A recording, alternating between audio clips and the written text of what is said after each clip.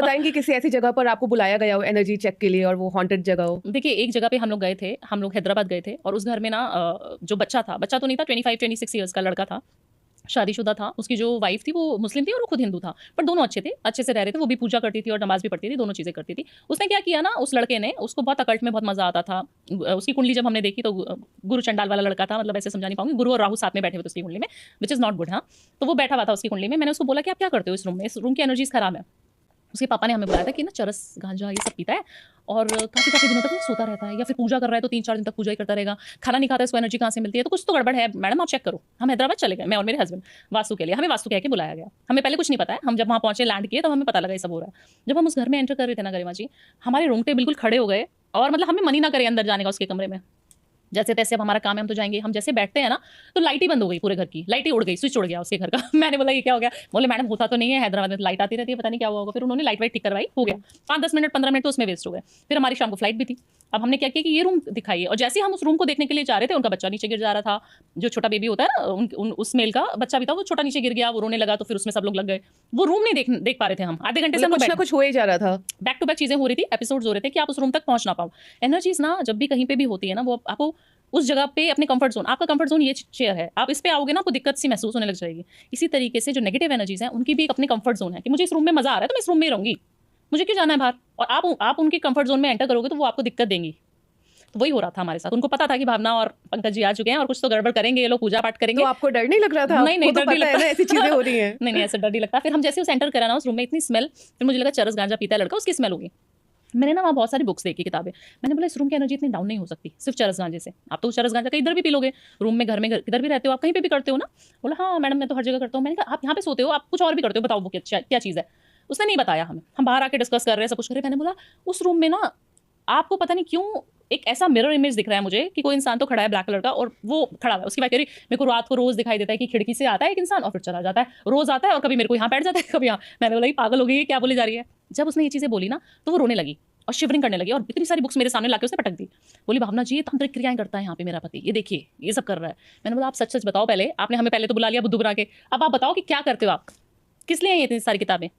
फिर उसने भस्म, मुंड और पता नहीं क्या, नींबू मिर्ची, मतलब he is doing something very different, you know. वो कुछ ऐसी साधनाएं कर रहा था, वो ऐसी चीज़ों को बुला चुका था अपने रूम में, अपने घर में, जो चीज़ें अच्छी नहीं ये है। उनका लड़का वो 3 दिन तक हवन कर रहा है, 3 दिन तक हवन ही करे जा रहा है। बोल रहा है मैडम नशा करता हूँ और मैं बैठ जाता हूँ और मुझे वो चीज़ें दिखाई देती हैं, और अब वो मेरी वाइफ को भी दिखाई देने लगी। तो वो जो लड़की कह रही थी, उनकी वाइफ जो मुस्लिम है, कि वो कोई चीज़ अंदर आती है और वो बाहर चली जाती है, तो वो सच्ची में आती थी और वो वापस जाती थी। उसको भगाने में आप सोचिए हमने 3 महीने वेस्ट करे हमने। ऐसे ऐसे एक्सपीरियंसेस होते हैं आपको। बट ये ऐसे भी तो हो सकता है वो आदमी इतना चरस वगैरह करता था उस वजह तो से। उसकी वाइफ थोड़ी ना करती थी, वाइफ थोड़ी ना करती थी। तो घर में सबको महसूस होने लगी थी ना फिर धीरे धीरे एनर्जी बच्चों के ऊपर आने लगी थी। आप देखिए कि हम गए हैं तो हमें ये वो अटैक करना शुरू कर दिया उसने कि ये मत देखो वो मत देखो, बहुत सारी। जैसे मैं ये रुद्राक्ष देख ही रही थी तो मैं पूछने ही वाली थी कि ये आपने क्यों पहना है, इसके पीछे इसके पीछे का कारण ये है कि जैसे आपने बोला नजर दोष, तो पहले तो बिलीव नहीं करती थी जब तक कुछ हुआ नहीं था अपने साथ, बट जब अपने साथ भी विद्याएं होने लगी, अपनी एनर्जीज लो महसूस होने लगी, अपना ऑरा डाउन होने लगा, तो हमने ये सब चीज़ें धारण करनी जरूरी होती है। और जितने भी एस्ट्रोलॉजर्स हैं, आप बहुत सारे लोगों से मिल चुकी हैं, मुझे लगता है सभी लोग पहनते होंगे रुद्राक्ष। तो बहुत प्रोटेक्टिव फील करते हैं आप, मजा आ जाता है आपको जब पहनते हैं। तो आपको कोई चीज़ भी आसपास से आपकी गुजर जाएगी, भूत प्रेत पिशाच, आपको समझ ही नहीं आएगा उसको कि ये हो क्या रहा है, मैं इसके अंदर एंटर क्यों नहीं कर पा रहा हूँ। और अगर मैं रुद्राक्ष के पीछे की साइंस जानना चाहूँ कि ऐसा मतलब ठीक है, जैसे अगर मैं पहनती हूँ तो मुझे अब इसमें बिलीफ भी अपना रखना है, तो मैं अगर इसके पीछे एक लॉजिक जानना चाहती हूँ कि क्या एक वो लॉजिक है कि रुद्राक्ष सारी नेगेटिव एनर्जीज को दूर रखेगा मुझसे? देखिए रुद्राक्ष के अंदर ना एक ऐसी पावर होती है कि आप कभी भी रुद्राक्ष को ना ऐसे दो सिक्के लीजिएगा, कॉइन लीजिएगा, रुद्राक्ष को घुमाइएगा, वो घूमता है। या फिर रुद्राक्ष की माला को आप कभी भी एक्सपेरिमेंट करके देखेंगे ना, तो वो माला हिलती है। देखो अभी ये माला है ना, आप इसको ना अपने आप इंटेंशन देना, अपनी माला से देना घर पे, है ना। अब इसको आप क्लॉकवाइज भी घुमा सकते हो, एंटी क्लॉकवाइज भी। अब आप मन में सोच लो कैसे घूमना चाहिए, मैं सोचूं? सोचो सोचो, और इसी को देखते रहो कैसे घूम रहा है जो आपने सोचा। हाँ, मैंने क्लॉकवाइज सोचा था। अब आप सोचिए, ये हर चीज सुनेगा आपकी, हर चीज। अब आप एंटी क्लॉकवाइज भी सोच लो, अपने मन में सोच लो कुछ भी, चलो नहीं तो ये हो जाएगा बाबा जी घुमा दी।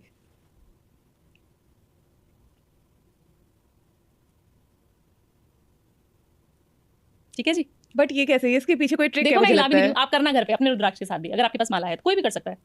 ये है इसकी शक्ति। क्योंकि अभी तो मैंने इतने ध्यान से सोचा भी नहीं, मतलब सोचा ऑब्वियसली, बट होता है ना इतने ध्यान से, और वो देखिए इसके अंदर clockwise- एनर्जीज होती हैं, इसीलिए बोला जाता है कि हर छोटी छोटी चीज, हर कण में ना एनर्जीज छुपी है। हम कहते हैं ना भगवान हर जगह है, हर जगह है। क्यों ऐसा बोलते हैं? क्योंकि हर चीज के अंदर एनर्जी है। जब हम एनर्जी की बात करते हैं उसके पीछे की साइंस है।